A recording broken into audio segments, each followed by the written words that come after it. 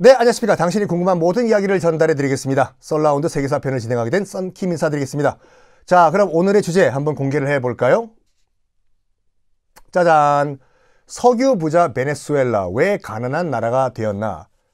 빈국 정도가 아니라 지금 이 베네수엘라의 화폐 단위가 이제 볼리바르라는 화폐 단위인데 그 휴지가 차라리 비싸요. 그러니까 인플레라고 하죠. 인플레라가 최고 찍었을 때가 8만%였어요. 그 말은 뭐냐면 8만%는 의미가 없어요. 이 화폐 공예가 있어요. 베네수엘라가. 그거 종이 접기 해가지고. 그러니까 무게로 달아요. 이걸 돈다발을 갖고 와가지고 무게로. 그리고 이 돈다발도 이제 의미가 없다 보니까 금을 갖고 다니면서 조그만 걸 조금씩 떼면서 이렇게. 그리고 지금 세계 최고의 살인율. 그리고 아무리 대학을 나와도 길거리에서 쓰레기통 뒤져서 먹는 그런 나라가 됐어요. 왜 석유부자 베네수엘라는 가난한 나라가 되었나 이거든요. 그 이야기를 한번 들어가 보겠습니다. 베네수엘라의 위치 한번 볼까요? 자, 베네수엘라가 여기 있습니다. 빨간 거요. 여기는 콜롬비아. 여기요. 여기는 에콰도르. 자, 요 베네수엘라의 역사를 좀 이해를 하셔야 돼요. 일단 베네수엘라가 석유부자라고 말씀드렸는데 전 세계 석유 매장량 1위 국가가 어딘지 아십니까? 빈살만의 사우디아라비아라고 알고 계시는데 아니에요. 석유 매장량 1위는 베네수엘라예요. 2위가 사우디아라비아인데 1위 베네수엘라와 2위 사우디아라비아 또 격차가 굉장히 커요. 근데 대부분의 석유를 보유하는 국가들은 다 부자입니다. 두바이 가보십시오. 두바이 가면요 실내 스키장이 있어요. 실내 스키장 뭐 어쩌라고 하시죠? 가보세요. 지금 제가 이 녹화하고 있는 이 시점에 지금 두바이가 한 40도, 42도, 43도 이렇게 올라가고 있는 사막이에요. 거기에 무주 리조트, 이런 뭐 스키장을 실내로 만들어요. 에어컨이 몇 대가 필요할까? 대부분 다 그렇게 부자 나라인데 유일하게 석유를 갖고 있으면서도 찢어지게 가는 나라는 역설적으로 이 베네수엘라 한 나라밖에 없어요. 그냥 땅 파면 나오는데도 기름이 없어서 차가 안 굴러간다니까요. 왜 이런 현상이 발생을 했는가 일단 말씀을 드릴게요.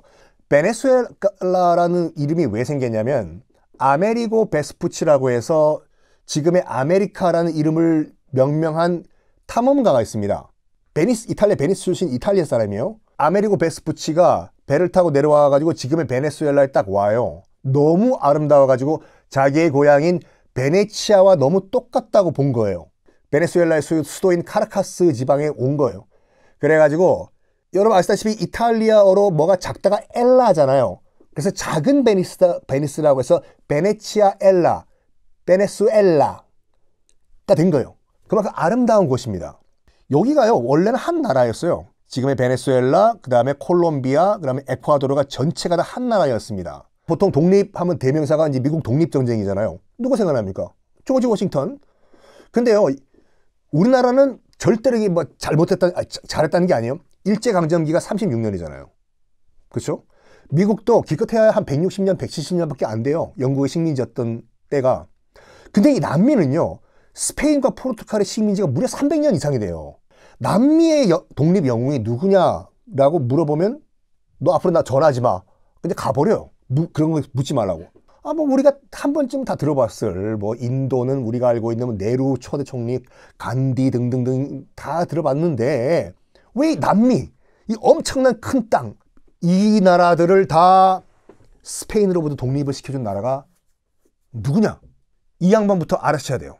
시몬 볼리바르 이 양반. 볼리비아라는 나라 있죠? 볼리비아라는 나라가 이 볼리바르의 이름을 따서 만든 나라예요. 오늘 주인공인 베네수엘라의 화폐 단위도 볼리바르예요.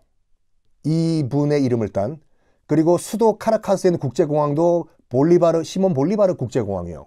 남미에서 이 볼리바르의 이름을 빼면은 이해가 안 돼요. 남미 독립의 아버지입니다. 시몬 볼리바르. 자, 시몬 볼리바르는 지금 베네수엘라에서 태어났어요. 지금 베네수엘라에서요. 대농장주, 스페인 이민자 대농장주의 아들로 태어났어요.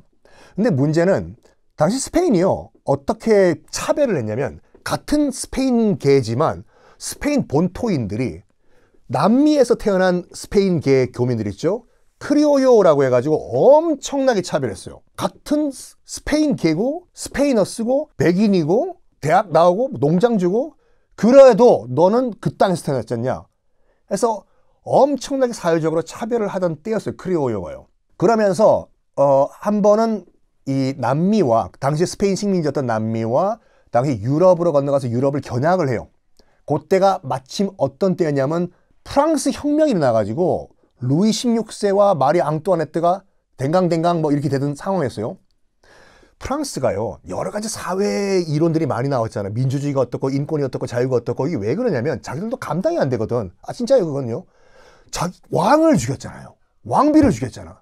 기요틴으로 단두대로. 그래가지고 별의별 주의가 그때 다 나와요. 아 진짜로. 왕을 죽였는데 답이 있어야 될 거 아니야.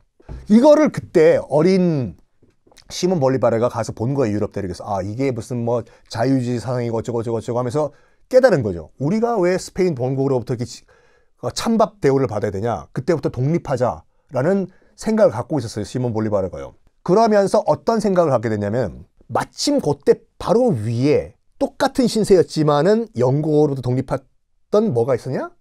미합중국이라는 나라가 있잖아요.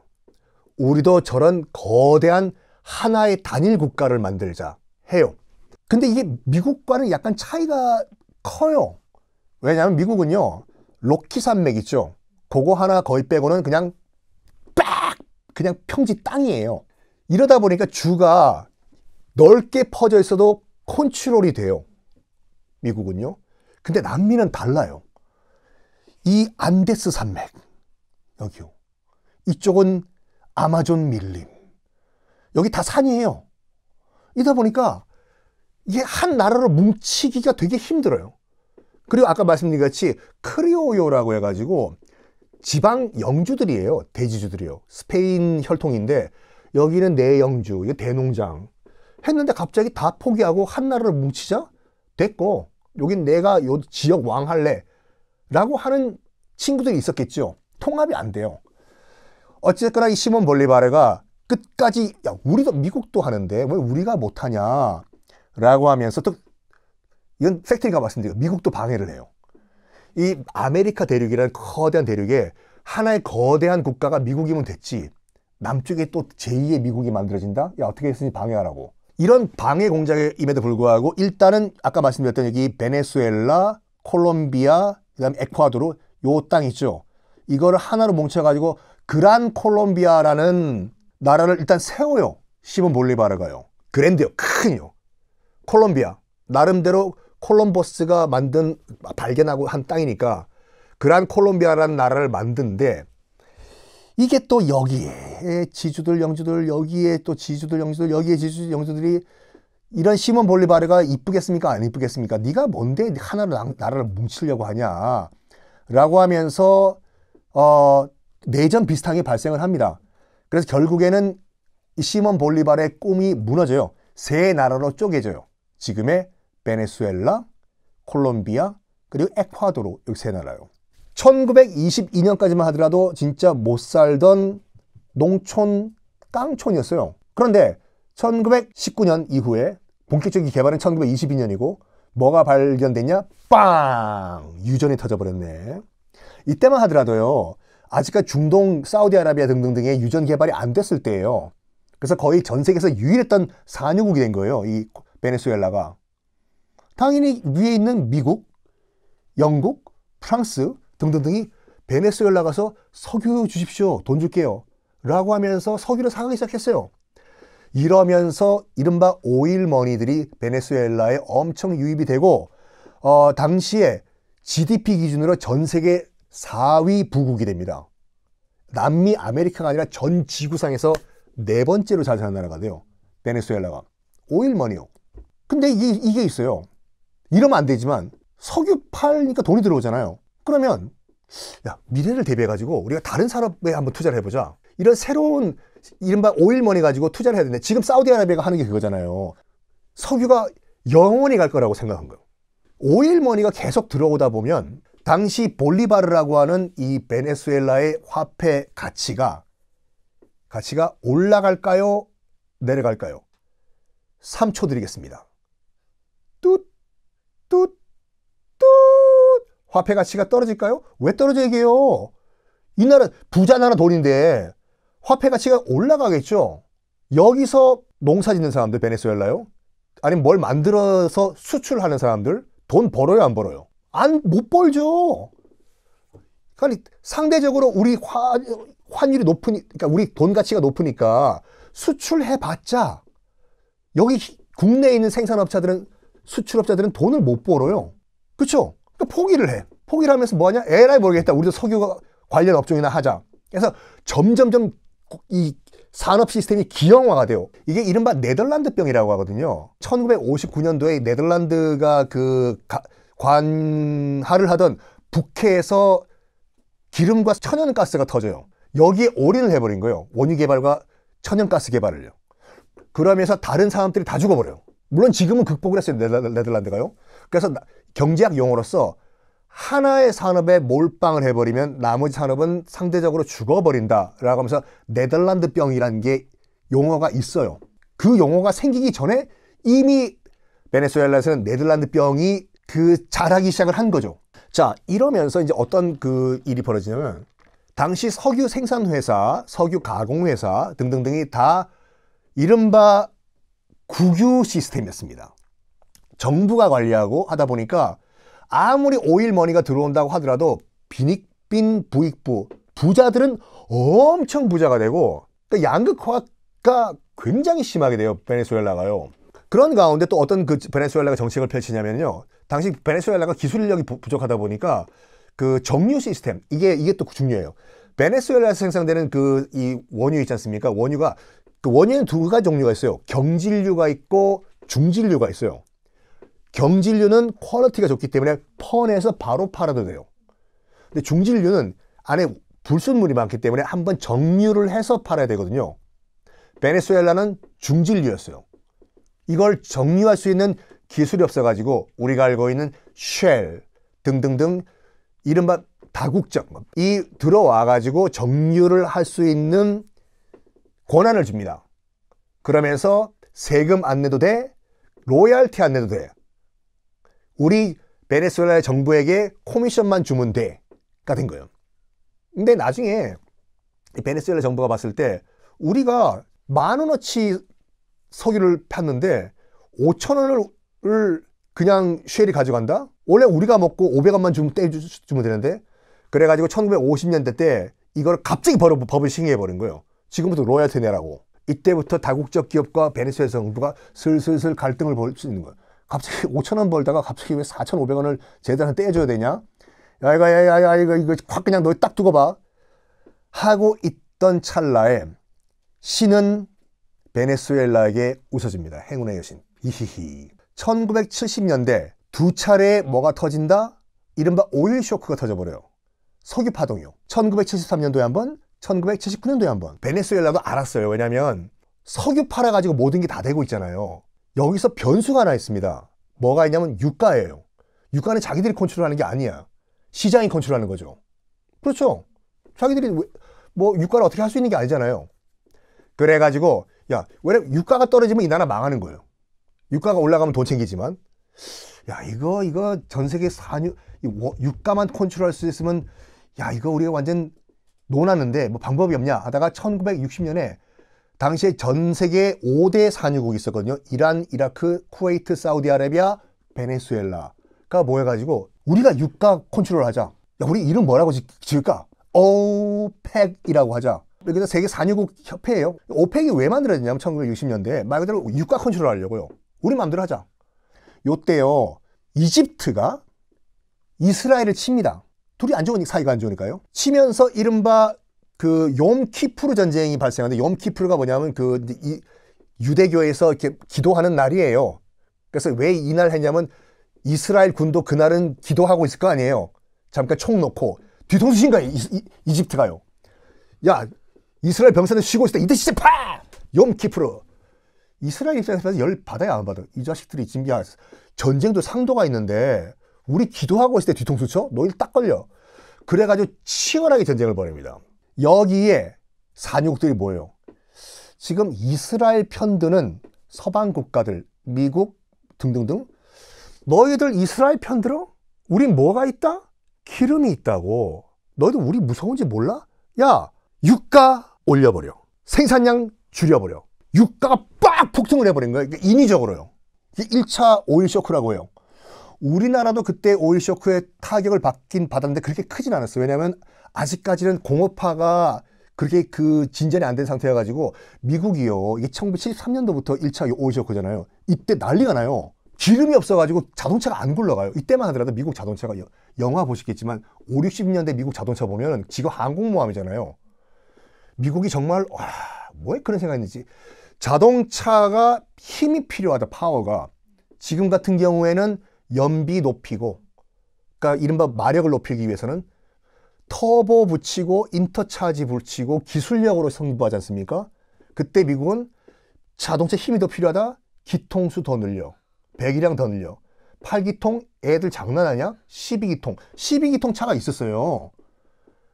배기량 5000cc, 6000cc.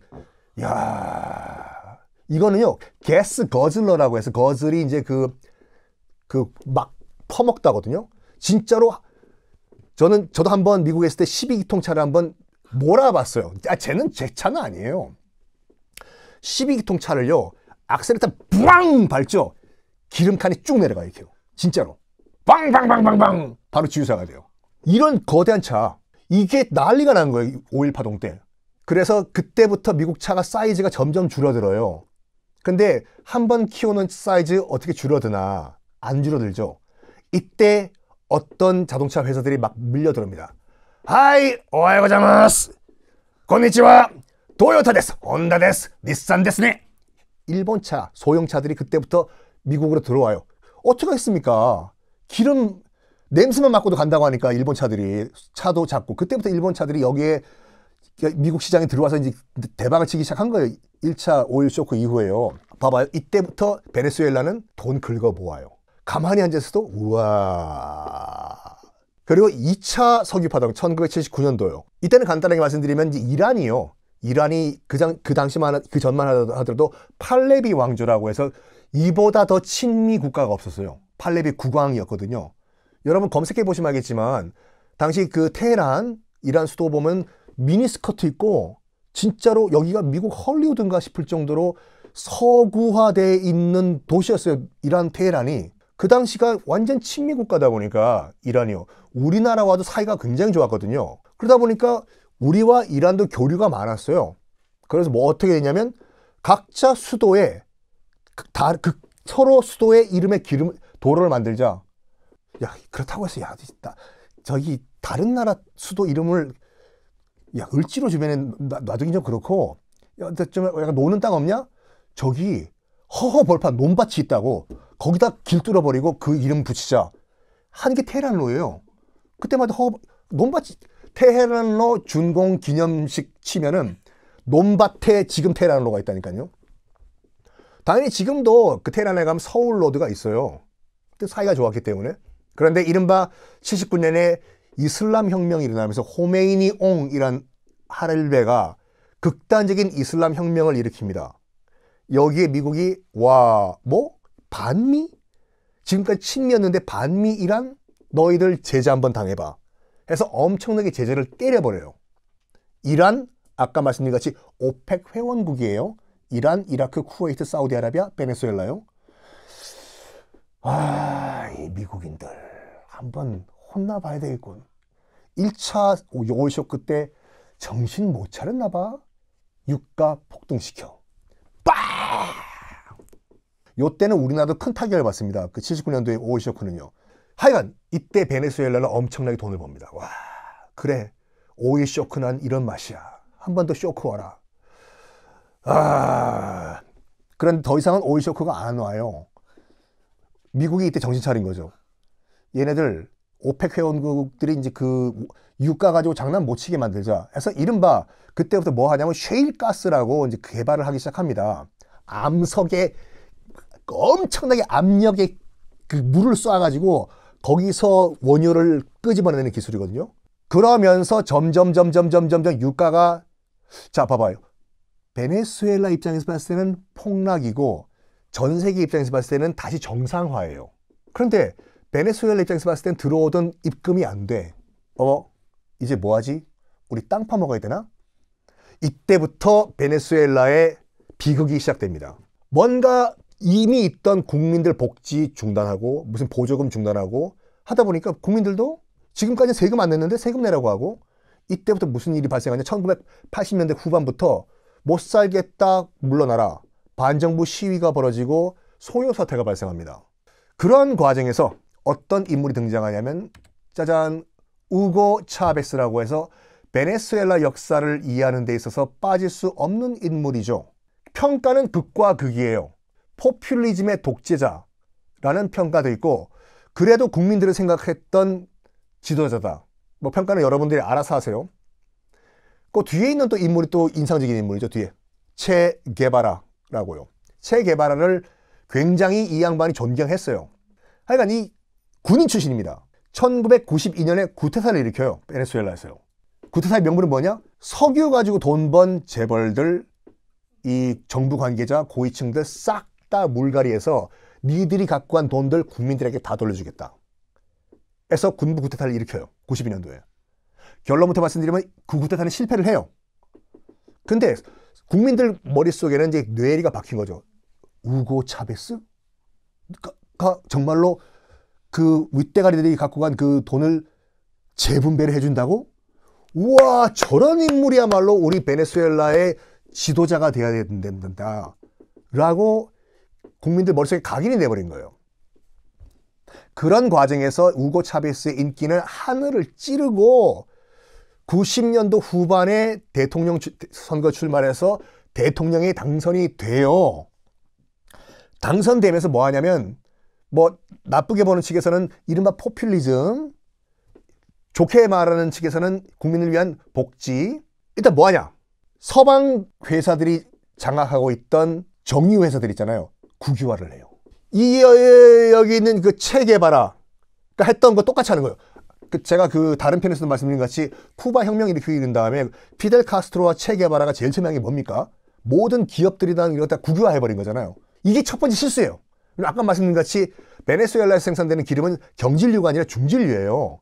이걸 정유하기 위해서는 서방 기술자, 고도로 훈련받은 기술자가 필요한데 그 기술자를 다 쫓아낸 거예요. 그런 다음에 그 자리에 누구를 앉혔냐? 자기 측근들을 앉힌 거야.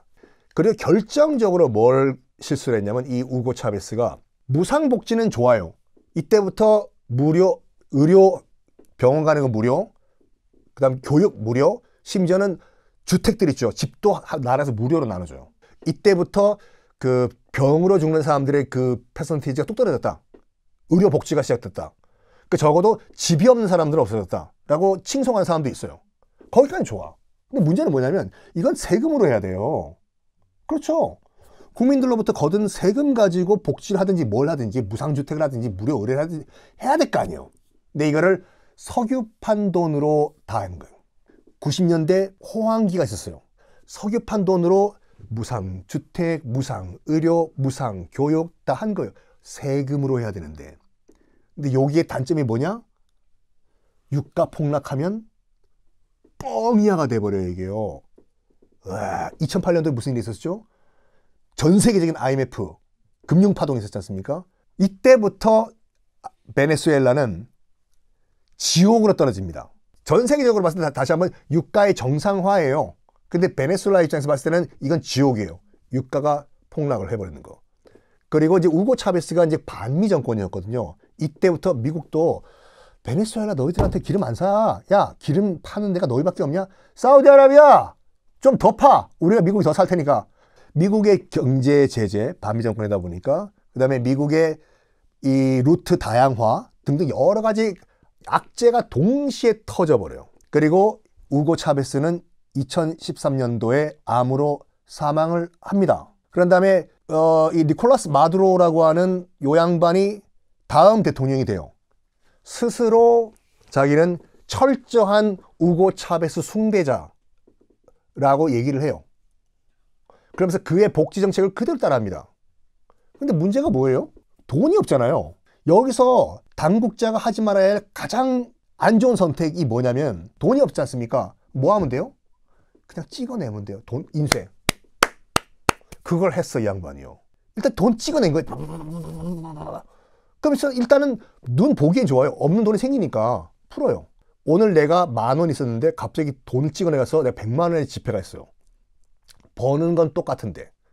그럼 이 화폐 가치는 올라간다, 내려간다?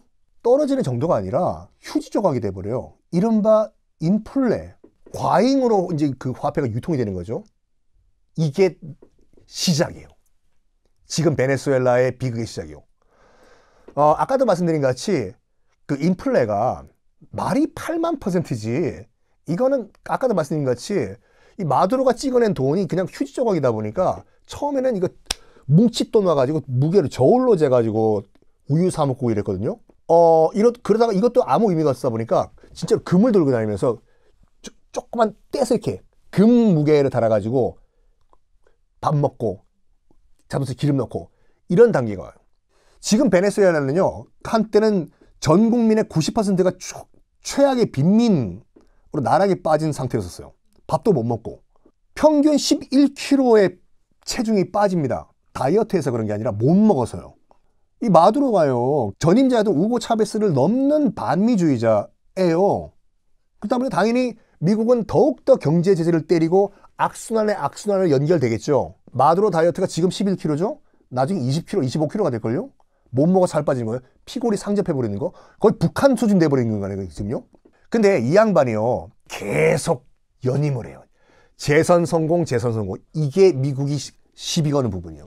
자국 국민들이 굶어 죽고 있는데 너를 찍어줬다고? 너 표 찍은 것 좀 보여줘. 이른바 서방 세계에서 부정선거론을 얘기합니다. 너 부정선거로 재선됐지. 이게 지금요, 수습이 안 돼요. 그러니까 베네수엘라는 죄송한 얘기지만 원유를 생산했을 때부터 첫 단추를 잘못 낀 거예요. 이른바 네덜란드병. 한 국가에서 한 산업에만 올인을 해버리면 이 꼴이 난다는 거를 절실히 보여주는 케이스예요. 이 베네수엘라 사태를 보면서 우리가 뭘 할 수 있냐면은 첫 번째 뭐냐면 한 산업에 올인을 하면은 그 나라는 망한다. 그거를 사우디아라비아와 여러 중동 국가들이 반면교사로 보고 지금 사업을 다양화하려고 노력을 하고 있는 거예요, 지금요. 두 번째 뭐냐면 나라 인프라를 건설하든 복지를 하건 뭘 하건 국방력을 늘리든 뭘 하건 간에 이거는 나라 돈으로 하면 안 돼요. 나라의 수입으로 하면 안 돼요. 뭐로 해야 되냐? 세금으로 해야 돼요. 그래야지 이게 선순환돼요. 다리를 놓던 댐을 건설하든 이걸 세금으로 만들어야지 이게 다시 사회로 환원이 되거든요. 그래서 자영업자들 여러분들, 우리 모든 국민들 세금 다 내셨죠? 그러니까 일부 유명인사들이 납세 왕탑 이런 거 받으실 때 부러워하지 말고 국민의 의무는 아니지 않습니까, 여러분들? 여러분도 세금 열심히 내시기 바랍니다. 그래야지 우리나라가 잘 사는 나라가 된다. 그리고 지금 베네수엘라 너무 한쪽만 얘기했으면 약간 그 솔리스도가 있기 때문에 다른 쪽 얘기 잠깐 하고 이제 마칠게요. 이른바 포퓰리즘 정치라는 게 있잖아요. 포퓰리즘 말 그대로 국민들에게 지지를 받기 위해 가지고 국민들에게 모든 걸 다 퍼주는 정책이에요. 퍼주는 건 좋아요. 그러니까 퍼준다는 말도 약간 그 어폐가 있고 국민들에게 돌려주는 건 좋습니다. 성장만 있어도 안 되고 분배만 있어도 안 돼요. 항상 밸런스를 맞춰야 돼요. 성장과 분배. 이거 밸런스를 정확하게 맞춰가지고 성공시킨 사람이 누구냐면은 이건 다른 얘기지만 이 베네수엘라 아래에 있는 그 브라질의 룰라 대통령이 그 1기 집권, 2기 집권 때 이걸 잘했어요. 성장도 하고 분배도 같이 하자 해가지고 당시 룰라 대통령 집권 당시에 전 세계 경제 규모 13위 국가에서 7위까지 올렸거든요. 그걸 보여준 케이스예요.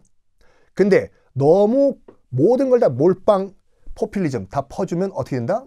베네수엘라가 될 수 있다라는 걸 기억하시면서 저는 이 강의를 마치겠습니다.